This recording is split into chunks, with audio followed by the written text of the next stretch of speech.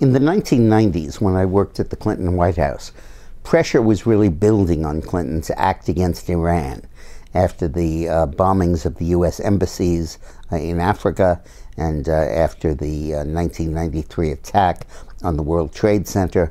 People began increasingly to take terrorism seriously, and the pressures built up for Clinton to take action. And Congress passed very serious sanctions against Iran.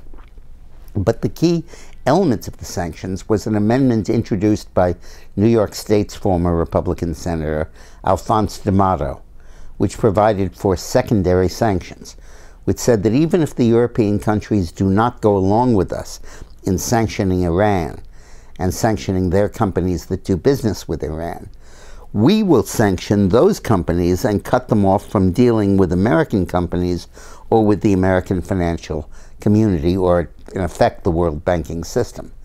This is basically capital punishment for companies, and it was a very, very potent tool. At first, Clinton was inclined to veto the bill, and the European allies went crazy urging its veto. They said correctly that it would completely disempower them, would punish their companies through no action of their own elected officials, and would be an action of United States hegemony throughout the world.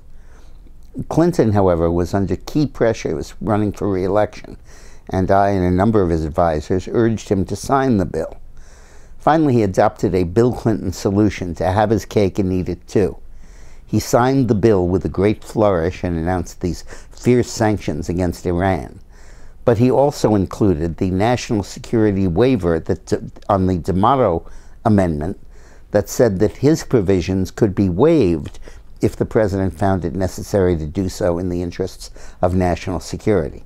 And of course, 5 minutes after he signed the bill, he invoked the waiver, and European companies did not suffer for their trade or aid to Iran.